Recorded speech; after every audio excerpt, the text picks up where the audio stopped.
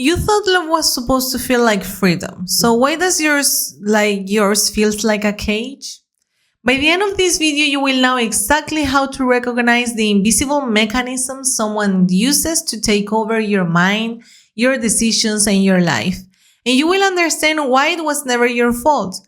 But first, there is one thing you need to know. Control never announces itself.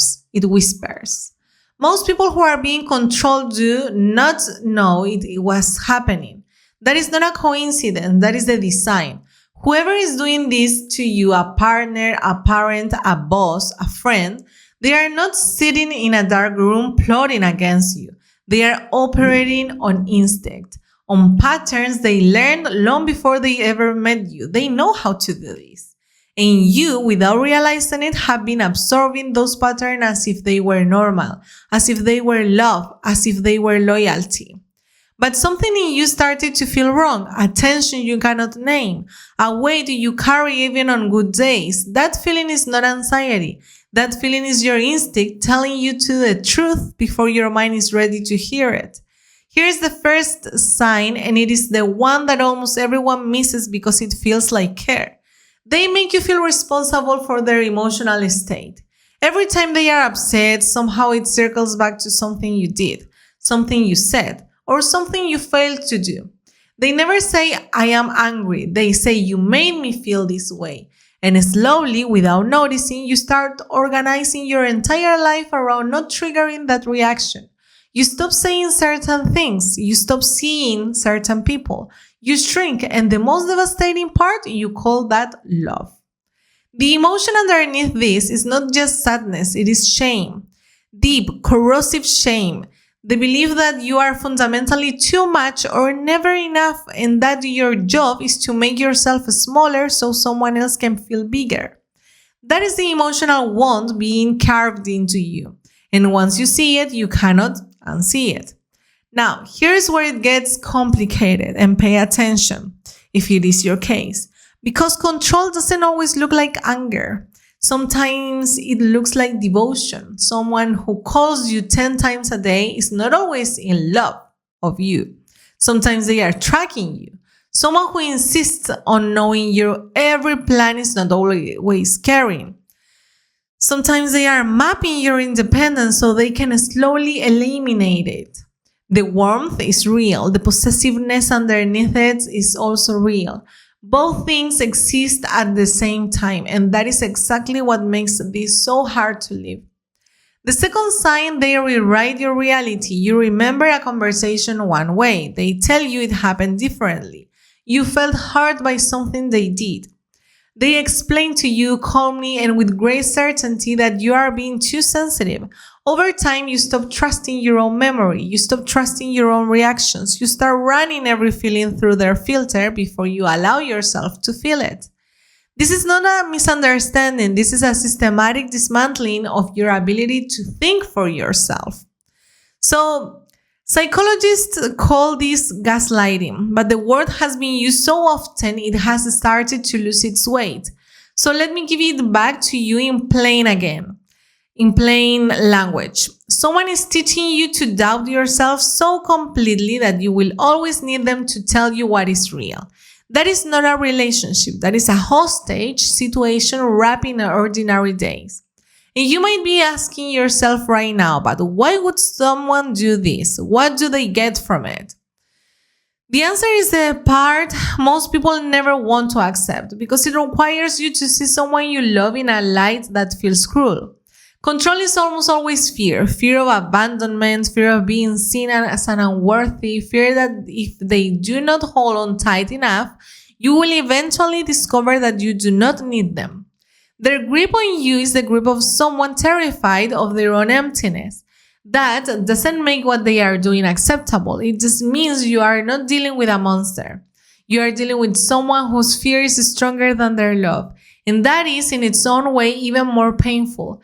The third sign is the one that tends to arrive quietly over months and years. Your world has gotten smaller. Think back. Who did you used to be? What did you used to do on Saturday? Who were the people you called when something happened, good or bad? Now, look at your life today. How many of those people are still in it? How many of those habits survived? Controlling people do not usually issue ultimatums in the beginning. They plant seeds of doubt.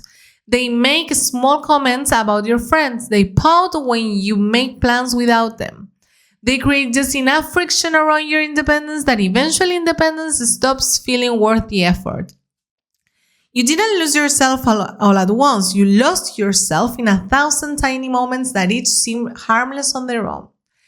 This is the part of the video where most people start to feel something shift. Not because they are learning something new, but because they are finally allowing themselves to see something they have been avoiding. They are giving a name to this. And what comes next is the part that changes everything. So pay attention. The fourth sign, they use your love as leverage. When they want something, they do not ask. They remind you of everything they have done for you. When you disappoint them, they do not express heart. They withdraw, go cold, punish you with silence until you come crawling back. Every act of generosity becomes a debt. Every moment of vulnerability you share becomes a munition. Love in a controlling relationship is never free. There is always a price, and the price is always your autonomy.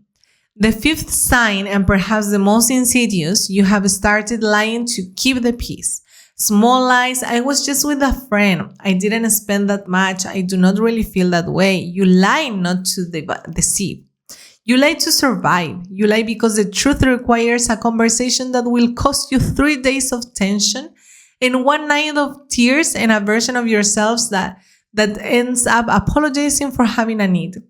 When you start hiding pieces of your real life from someone you are supposed to be close to, that is not a communication problem. That is a self-preservation response. Your nervous system has learned that honesty is dangerous.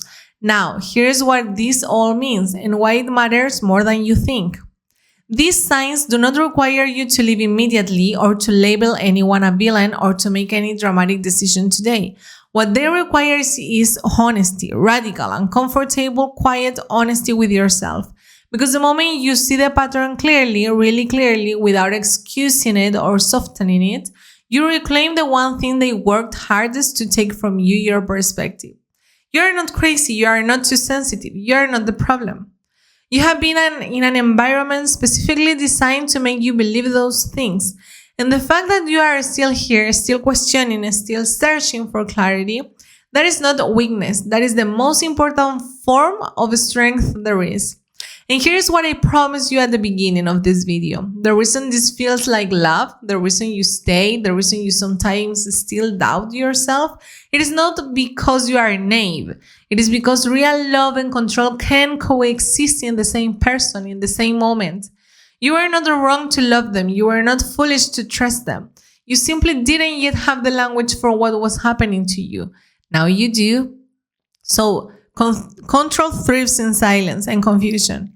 The moment you name it, it loses half its power. The moment you trust yourself again just a little, just enough to say something here is wrong, the other half begins to crumble. Your instincts were right the whole time. They were just waiting for you to listen.